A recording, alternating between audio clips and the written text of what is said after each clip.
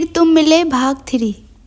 जोया और रिया दोनों अपने अपने केबिन में चली जाती है और वापस आने पर अपने अपने कामों में लग जाती है। उधर कबीर ने कैंटीन की फुटेज में देख लिया था कि जोया और रिया क्या बातें कर रही है। जोया का दूसरा घर ढूंढना कबीर को खल गया था, लेकिन उसके पास कोई हक नहीं था कि वह जोया से सवाल करे कि आखिर वह ऐसा क्यों कर रही है। जोया ने बेगम को भी बता दिया था कि वह बहुत जल्द नया फ्लैट ढूंढ लेंगी और बेगम ने भी उसे मंजूरी दे दी थी, लेकिन उन्होंने वादा लिया था कि जब भी छुट्टी रहेगी तो राहिला बेगम से मिलने के लिए उनके महल आएंगी। जोया ने भी हाँ कह दिया था, इसलिए जोया अपने लिए जल्द से जल्द किराए पर घर ढूंढ करके उसमें शिफ्ट होना चाहती थी। जोया अपना काम करने में लगी हुई थी। करीब 4-5 घंटे बाद लंच होता है। सभी लोग कैंटीन में आकर लंच करते हैं। उसके बाद वापस से अपने अपने कैबिन चले जाते हैं। कबीर का लंच कबीर के कैबिन में ही आ गया था, इसलिए उसने कैबिन में लंच किया। उसके बाद अपनी प्लेट्स वापस भिजवा करके जोया के आने का इंतज़ार करने लगा। थोड़ी देर बाद कबीर की कैबिन का दरवाज़ा खटखटा करके जोया अंदर आती है। कबीर उसे अंदर आने के लिए कहता है। जोया अंदर आकर के उसके सामने वाली कुर्सी पर बैठ जाती है और उसकी तरफ एक फ़ाइल बढ़ाते हुए बोलती है, सर यह रही फ़ाइल, मैंने सब कुछ तैयार कर लिया है, बस हमें उस होटल जा कर के अपनी प्रेजेंटेशन देनी है और क्लाइंट को भी पसंद आएगी। उसकी बात पर कबीर अपना सर हाँ में हिला देता है और उसके बाद जोया कबीर से कहते हैं, सर हम अभी निकलेंगे, तब हम 20 मिनट बाद पहुंच पाएंगे और आधे घंटे बाद की मीटिंग में 10 मिनट पहले पहुंचना ही सही रहेगा, क्योंकि अगर हम थोड़ी देर में निकले तो टाइम पर पहुंचेंगे और अगर रास्ते में फंस जाएं तो लेट हो जाएगा और हमारा फर्स्ट इम्प्रेशन क्लाइंट पर गलत पड़ जाएगा। इसलिए मैं चाहती हूं कि अभी निकले ताकि हम टाइम से वहां पहुंच जाएं और डील हमें मिल जाए। जोया की बात कबीर को भी सही लगती है, इसलिए कबीर भी उसके साथ चलने को तैयार हो जाता है। अपनी जगह से उठता है और अपना महंगा फ़ोन उठा करके आगे आगे चल देता है। जोया वो फाइल उठाती है और कबीर के पीछे पीछे चलने लगती है। उसने वह फाइल और 1-2 फाइल्स अपने बैग में रख ली थी और वह अब कबीर के पीछे पीछे लिफ्ट में आती है। उसके आते ही लिफ्ट का दरवाज़ा बंद हो जाता है। दोनों नीचे की तरफ चलने लगते हैं। नीचे आकर के जैसे ही लिफ्ट का दरवाज़ा खुलता है, कबीर बाहर निकलता है और कबीर और जोया के बीच में काम के अलावा एक भी बात नहीं हुई थी। कबीर के पीछे पीछे जोया भी बाहर आती है। दोनों आकर के गाड़ी में बैठ जाते हैं। कबीर पीछे वाली सीट पर बैठा था और जोया ड्राइवर के बगल वाली सीट पर। दोनों के बैठते ही गाड़ी स्टार्ट हो जाती है और होटल की तरफ निकल जाती है। करीब 20 मिनट बाद दोनों की गाड़ी होटल के सामने रुकती है। कबीर और जोया गाड़ी से उतरते हैं और कबीर आगे आगे चलने लगता है। उसके पीछे पीछे जोया भी आ रही थी। दोनों रिसेप्शन पर आकर के कहते हैं कि उन्हें अपने क्लाइंट से मिलना है। रिसेप्शनिस्ट उन्हें कमरे में ले जाती है और कहती है, ये आपका बिजनेस रूम है और अंदर कॉन्फ्रेंस के सारे इंतज़ाम कर दिए हैं हमने आपका, और वहाँ जा कर के उनसे मिल सकते हैं। कबीर अपना सर हाँ में हिला करके अंदर की तरफ बढ़ जाता है और जोया भी अंदर आ जाती है। दोनों अंदर आकर के देखते हैं कि उनकी क्लाइंट्स वहाँ पर पहले से ही बैठे हुए थे। सब लोग अपनी अपनी जगह पर बैठ जाते हैं और 10 मिनट तक कुछ इधर उधर की बातें करते हैं। उसके बाद करेक्ट टाइम पर मीटिंग शुरू होती है और जोया अपने प्रेजेंटेशन देना शुरू करते हैं। यह पहली बार था जब वो कोई प्रेजेंटेशन प्रेजेंट कर रही थी। इससे पहले उसने कभी भी कोई ऐसा काम नहीं किया था, लेकिन फिर भी वो अपना बेस्ट दे रही थी। उसकी प्रेजेंटेशन में सब कुछ एकदम परफेक्ट है और जिस तरीके से वह सब कुछ बता रही थी वह भी एकदम परफेक्ट था। उसका तरीका, उसका आइडिया और सब कुछ बहुत ज़्यादा ही पसंद आता है, इसलिए वह भी जोया से इम्प्रेस होकर के इस डील को साइन कर देते हैं। और करीब 2 घंटे बाद उस मीटिंग में कबीर और उसके क्लाइंट्स के बीच में वो कॉन्ट्रैक्ट साइन हो जाता है, जिसके लिए कबीर बहुत टाइम से मेहनत कर रहा था। उसके बाद उसके क्लाइंट्स उससे हाथ मिला कर के वहाँ से चले जाते हैं। उसके बाद उसी होटल में कबीर और जोया की जो दूसरी मीटिंग थी, दोनों उसकी तरफ बढ़ जाते हैं। बीच में आधे घंटे का ब्रेक था, इसलिए कबीर और जोया रेस्टोरेंट वाले एरिया में आकर के अपने लिए कुछ ऑर्डर करते हैं और खाने लगते हैं। दोनों अपने फ़ोन में बिजी थे और एक दूसरे से एक भी शब्द नहीं कह रहे थे। जिसने भी ऑर्डर करा था उसको फिनिश करने के बाद वो घड़ी में टाइम देखती है और मीटिंग का टाइम हो गया था। वह कबीर से कहती है टाइम हो गया है चले। उसकी बात पर कबीर भी उसके साथ चल देता है। कबीर आगे चल रहा था और जोया अपने फ़ोन में कुछ देखते हुए पीछे पीछे चल रही थी।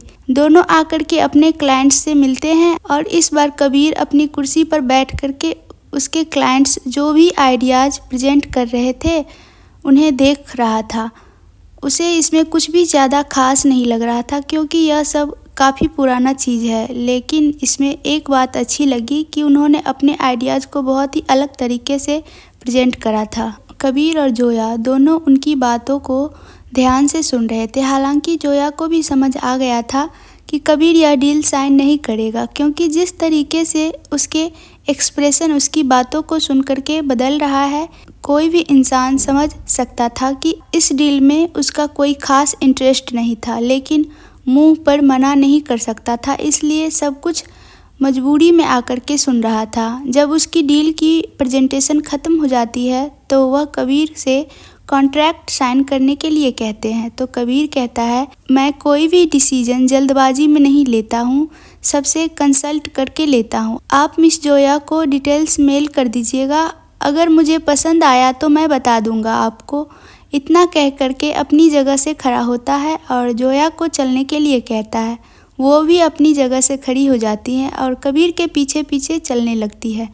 दोनों होटल से बाहर आते हैं। शाम हो गई थी और अब तो छुट्टी का भी वक्त हो गया था, इसलिए कबीर अपनी गाड़ी में बैठ जाता है और कहता है मिस जोया हम भी घर जा रहे हैं, अगर आप चाहे तो हमारे साथ चल सकते हैं, वरना टैक्सी ले सकती हैं। जोया उसकी गाड़ी से तुरंत उतर जाती है और कहती है हम टैक्सी से चले आएंगे। कबीर कुछ नहीं कहता और गाड़ी आगे बढ़ाने को कहता है। जोया वहीं रुकी हुई थी और उसने ऑटो पकड़ा और वह भी बेगम महल की तरफ निकल गई। कबीर पहले बेगम महल पहुंच जाता है। वो अपनी गाड़ी से उतर करके सीधे अपनी हवेली की तरफ बढ़ जाता है। कबीर के पहुंचने के 10 मिनट बाद जोया का ऑटो भी रुकता है और वह भी अपनी ऑटो से उतर करके उसे पैसे दे करके अंदर की तरफ चली जाती है। कबीर अपने कमरे की खिड़की पर खड़ा जोया को ही देख रहा था। जोया अंदर आकर के सीधे अपने कमरे में चली जाती है, क्योंकि ड्राइंग में आज भी कोई नहीं बैठा था। वही कबीर अपने कमरे में खड़ा था, तभी उसके कमरे का दरवाज़ा नॉक होता है। उसके चाचा जान अब्बास अंदर आते हैं।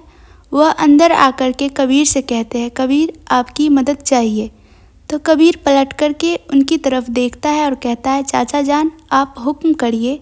उसकी बात पर अब्बास कहते हैं दरअसल जन्नत बहुत दिनों से घर में बैठे बैठे बोर हो गई है, अगर ऑफिस में कोई भी पोस्ट खाली हो तो आप जन्नत को वहाँ पोस्ट दे दीजिए। जब तक थोड़ा काम नहीं करेंगी तब तक आगे नहीं बढ़ पाएंगी। उसकी बात सुनकर कबीर कहता है ठीक है चाचा जान, आप कल जन्नत को ऑफिस भेज दीजिएगा, हम उन्हें कोई न कोई काम सौंप देंगे। अब तो बड़ी हो रही है, आज जिम्मेदारी नहीं समझेंगी तो कब समझेंगी। अब्बास थोड़ी देर और कबीर के साथ इधर उधर की बातें करके चले जाते हैं। जब जन्नत को पता चलता है कि कबीर उसे अपने साथ काम करने के लिए रजामंदी दे दी है तो वो खुशी से फूले नहीं समा रही थी और घर में सभी को बता दिया था कि वो कबीर के साथ ऑफिस में काम करेंगी। उसने जोया को जलाने के लिए उसे भी यह बात बताई और सोचा कि जोया गुस्से में तिलमिला जाएंगी, लेकिन जोया ने उसे उसकी खुशी में शामिल होकर के मुबारकबाद दे रही थी और अपने कमरे में चली गई। जन्नत को इस बात का बिल्कुल भी अंदाज़ा नहीं था कि जोया उनसे इतने प्यार से बात करेंगी, लेकिन फिर उसे यह सब दिखावटी लगता है और वह अपने फ्रेंड्स को पार्टी देने के लिए अपनी मम्मी से पैसे लेकर के घर से चली जाती है। वही राहिला बेगम और जाहिरा दोनों टेंशन में आ गए थे कि जन्नत कबीर के साथ काम करेंगी तो पता नहीं क्या कयामत आएगी, लेकिन दोनों कबीर को मना नहीं कर सकती थी क्योंकि कबीर ने हामी भर दी थी, और जब कबीर हामी भर देता है तो उसे कोई भी नहीं रोक सकता है। कबीर अपने कमरे में बैठ करके ही रोज़मर्रा की तरह अपनी फाइल्स कंप्लीट कर रहा था और इधर जोया भी अपने कमरे में बैठ करके अपना काम कंप्लीट कर रही थी। तभी जोया के पास एक मेल आता है, इसमें उसके लिए नए प्रोजेक्ट के डिटेल्स थे।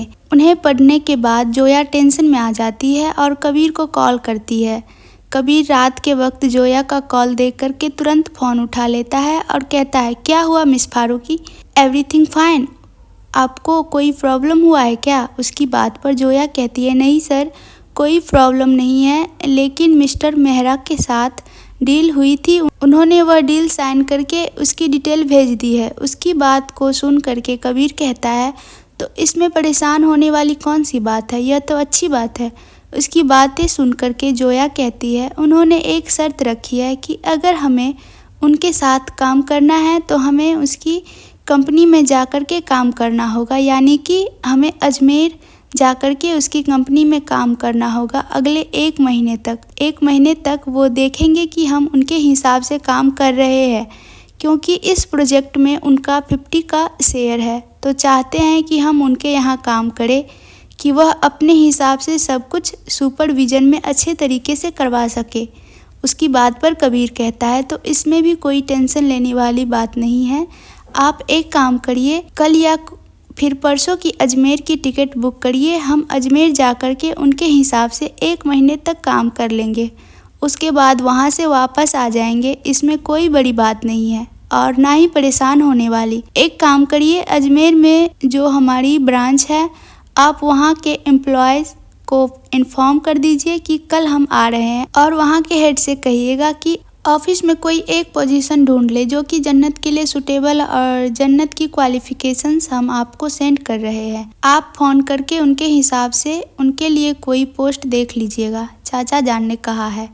जन्नत के लिए पोस्ट होने को तो हम उनके हिसाब से कोई पोस्ट ढूंढ रहे हैं। एक काम करिए, आप 3-4 टिकट करवा लीजिएगा। ऑफिस का कोई एम्प्लॉय चलने को कहेगा तो हम उसे भी साथ ले जा सकते हैं, और एक आपकी और एक हमारी और एक जन्नत की, ठीक है? जोया कबीर की बात को सुन करके अपना सर हाँ में हिला देती है और कहती है, ठीक है सर, हम अभी टिकट बुक करते हैं और वहाँ के हेड मिस्टर शर्मा से भी बात करते हैं, और जन्नत की क्वालिफिकेशंस आप हमें जल्दी से मेल कर दीजिए, क्योंकि इस वक्त टाइम ज़्यादा नहीं हुआ है, तो अगर हम उनसे कांटेक्ट करने की कोशिश करें तो शायद कांटेक्ट बन जाए, और हम अभी टिकट बुक करके आपसे बात करते हैं। लेकिन सर, जब आज सुबह न्यूज़ देख रहे थे तो परसों मौसम ख़राब है, इसलिए अगर कल की टिकट मिल रही है तो हम कल ही किसी भी कीमत पर टिकट बुक कर देंगे। लेकिन सर, अगर हमें कल ही अजमेर के लिए जाना होगा तो आज रात को ऑफिस में जा कर के सब कुछ रैप अप करना होगा। उसकी बात पर कबीर कहता है, जी हाँ, अगर आपको कल की टिकट मिल रही है तो आप कल की टिकट ही बुक कर लीजिएगा। और बात रही रैप अप करने की, तो अभी पूरी रात पड़ी है, पहले आप चेक करिए कि कल की टिकट मिल भी रही है या नहीं। जिस भी कीमत पर मिल रही हो, जितनी भी कीमत हो, आप कल की टिकट देख लीजिए, और अगर आपको टिकट मिल रही है तो आप हमें फ़ोन करके बता दीजिएगा, साथ में ऑफिस चल के काम कर लेंगे। और आई होप इसमें आपको कोई प्रॉब्लम ना हो, क्योंकि यह हम ऑफिशियल काम कर रहे हैं, ना कि कोई पर्सनल। उसकी बात पर जोया कहती है, ठीक है सर, हम भी आपको चेक करके बताते हैं, आप होल्ड करें। इतना कह कर के वह फ़ोन कट कर देती है। उधर कबीर अपना लैपटॉप साइड में रख करके खिड़की के पास आकर के खड़ा हो जाता है। उधर जोया टिकट चेक करती है तो उसे कल की टिकट मिल रही थी, लेकिन केवल 2 टिकट्स ही थी। वो अपने फ़ोन से वापस कबीर को कॉल करती है और कहती है, सर, टिकट तो मिल रही है लेकिन केवल 2 है, और आप हमें और जन्नत जी को जाना है तो 2 टिकट में तो नहीं हो पाएगा, इसलिए मैं परसों की टिकट ही बुक कर देती हूँ।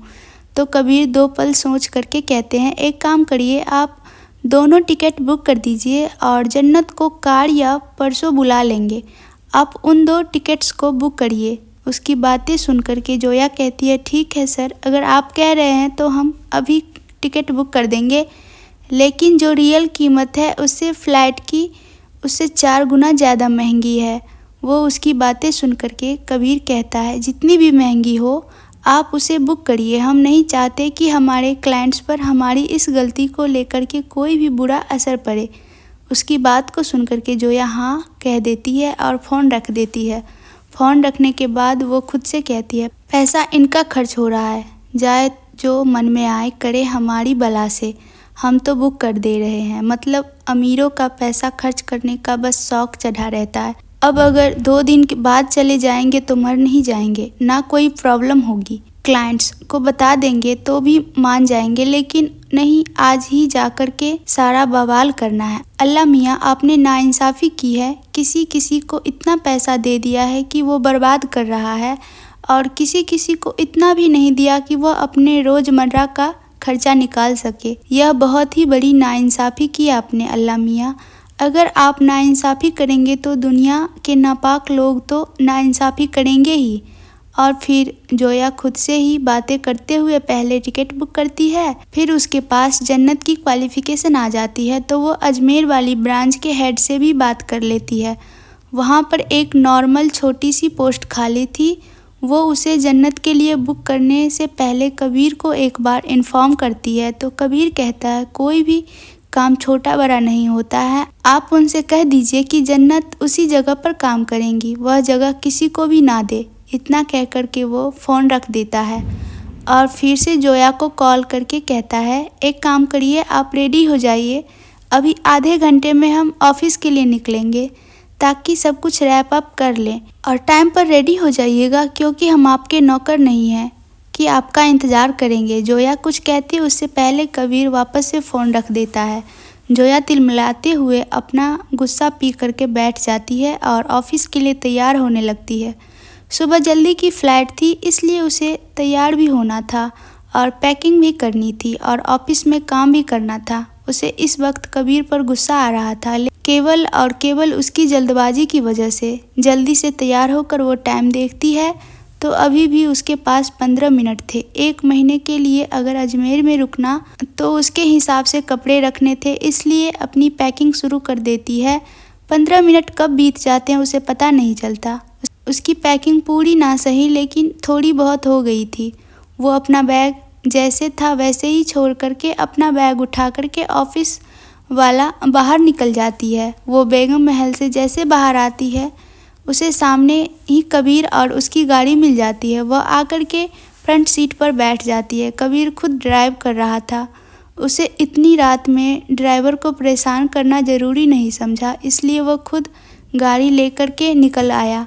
वहीं जन्नत, जो कि अपने बॉयफ्रेंड से बातें करते हुए खिड़की पर टहल रही थी, वो इतनी रात गए कबीर और जोया को बाहर जाता देख करके हैरान रह जाती है और गुस्से से पागल हो जाती है। वह तुरंत अपनी अम्मी के कमरे में भागते हुए जाती है, लेकिन तभी उसे ध्यान आता है कि उसकी अम्मी का कमरा साउंड प्रूफ है तो उसकी आवाज़ अंदर नहीं जा सकती थी। तो वो थक हार करके अपने कमरे में आ जाती है और फिर जब उसे सब्र नहीं होता तो सबसे छिप करके अपनी स्कूटी लेकर के उन दोनों के पीछे निकल जाती है। वहीं जोया और कबीर दोनों ऑफिस की तरफ जा रहे थे।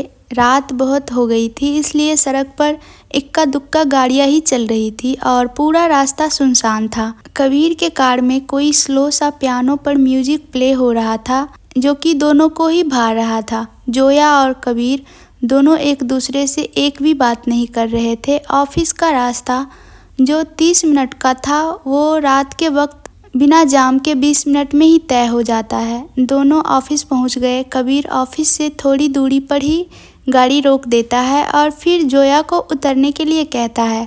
दोनों उतर करके ऑफिस की तरफ बढ़ जाते हैं तो बाहर वॉचमैन बैठा पहरेदारी दे रहा था।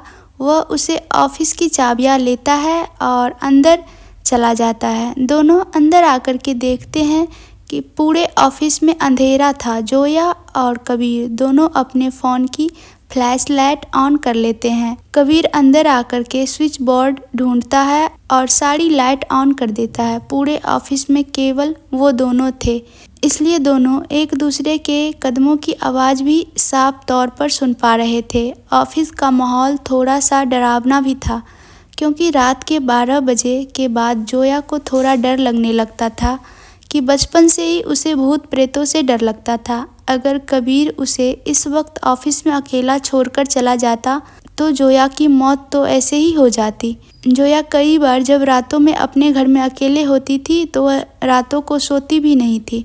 उसे रातों में बहुत डर लगता था। वह कोई मूवी या फिर वेब सीरीज लगा करके उसे देखती रहती थी और पूरे घर की लाइट ऑन रखती थी, क्योंकि उसे बचपन से ही कुछ अनजान शक्तियों से बहुत डर लगता था। वही कबीर को भी अंधेरों से सख्त नफरत थी, क्योंकि एक अंधेरे में उसके साथ कुछ ऐसा हुआ था कि जो आज तक उस अंधेरी रातों को भूल नहीं पाया है। दोनों ऑफिस में आकर के अपनी अपनी टेबल्स पर बैठ कर के अपना अपना काम करने लगते हैं।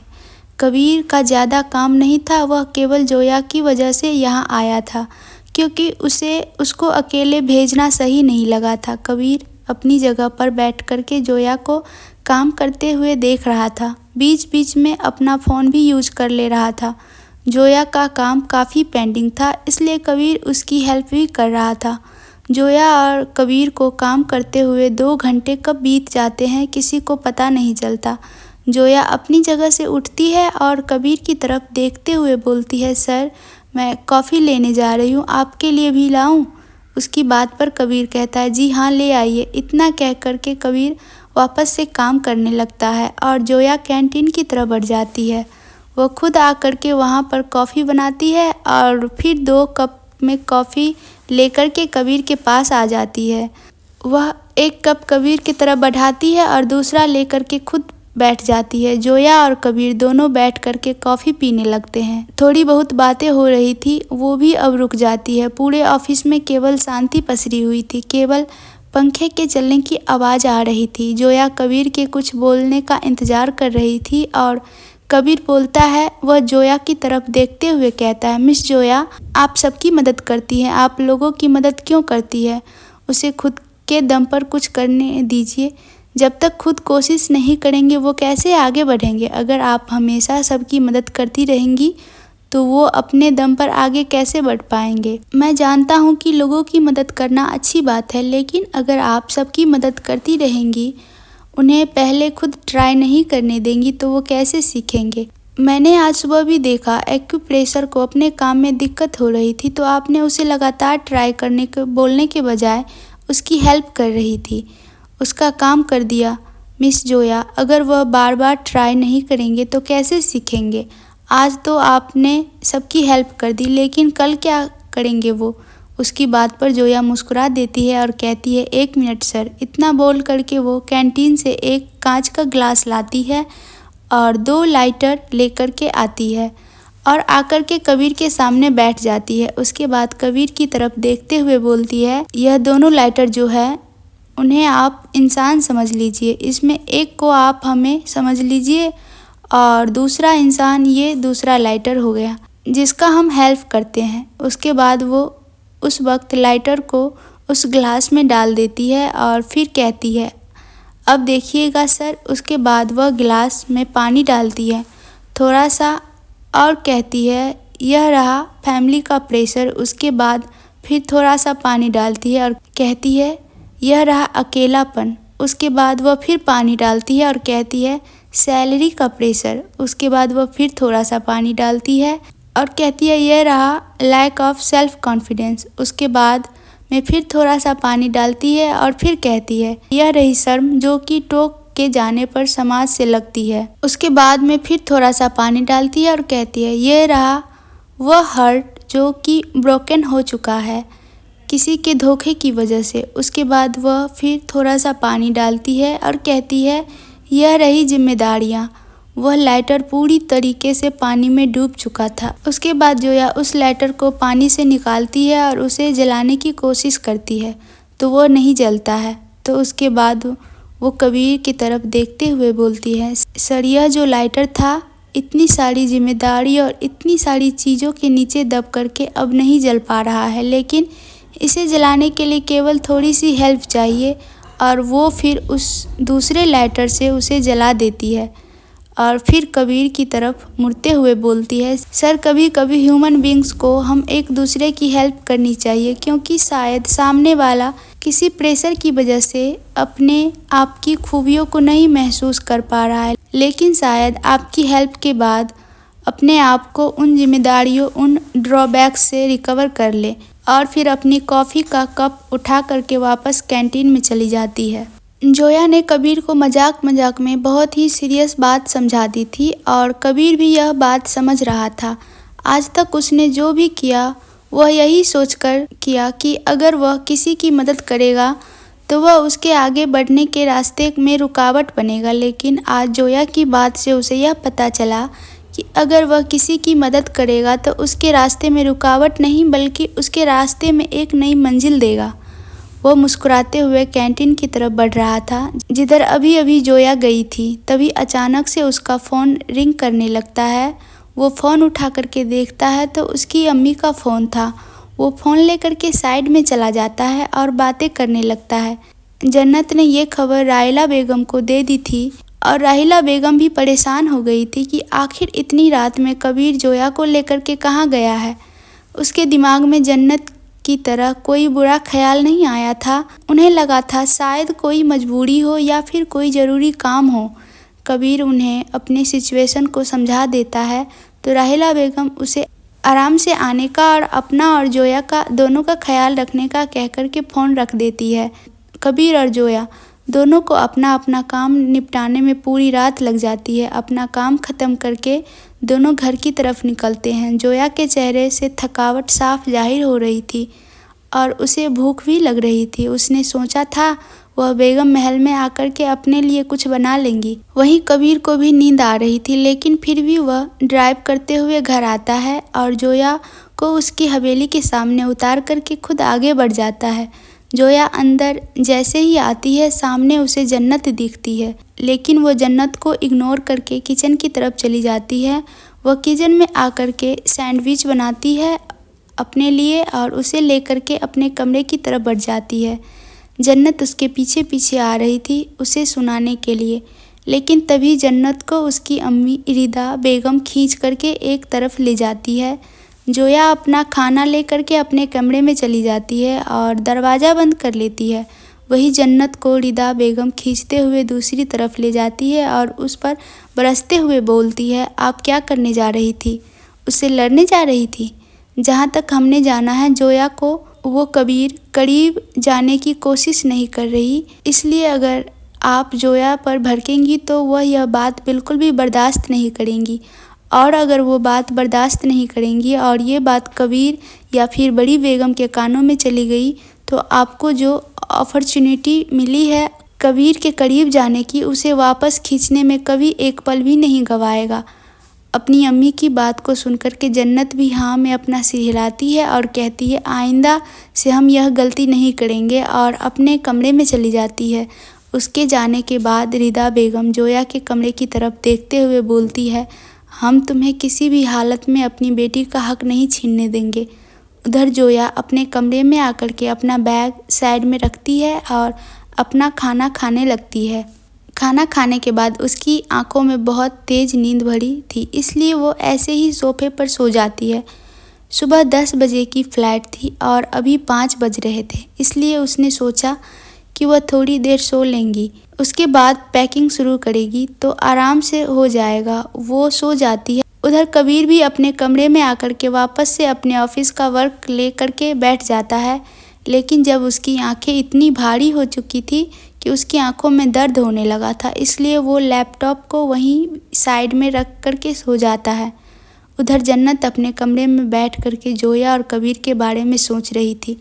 उसे जोया कबीर दोनों से कोई बैर नहीं था, बस उसे जोया नापसंद थी क्योंकि सब लोग उसका नाम कबीर के साथ जोड़ रहे थे। हालांकि वो कबीर से प्यार नहीं करती थी, ना ही उसके लिए पॉजेसिव थी, लेकिन उसे नहीं मंजूर था कि उसके अलावा कोई भी भोपाल की बहू बेगम बने। जन्नत की आंख यह सब सोचते हुए कब लग गई उसे समझ नहीं आया। अगली सुबह जोया टाइम पर उठ करके अपनी पैकिंग करती है और पैकिंग करके बाहर नाश्ता करने के लिए आ जाती है। वो सबके साथ नाश्ता करती है। उसके बाद कबीर और जोया दोनों एयरपोर्ट के लिए निकल जाते हैं। दोनों गाड़ी में एकदम खामोश थे। जोया अपने फ़ोन में लगी हुई थी और कबीर अपने लैपटॉप पर। जोया कबीर से कुछ कहना चाहती थी पर कैसे कहे उसे समझ नहीं आ रहा था।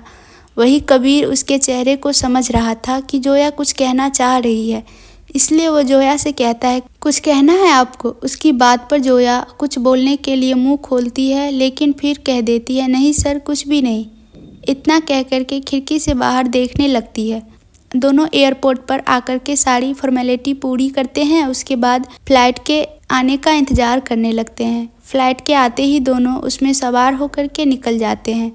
दोनों अपनी मंजिल के लिए निकल चुके थे। जोया के दिल में कोई बात थी जिसे वो कबीर से कहना चाहती थी, लेकिन वह नहीं कह पा रही थी। वही कबीर भी उसके मुंह से जानना चाहता था कि बात क्या है, लेकिन उससे पूछने पर उसने साफ इनकार कर दिया, तो आगे बात बढ़ाने का कोई फायदा नहीं रहा। वहीं कबीर और जोया दोनों ही सबसे अलग अकेले थे। तो क्या रंग लाएगी ये बिजनेस मीट, जानने के लिए बने रहिए।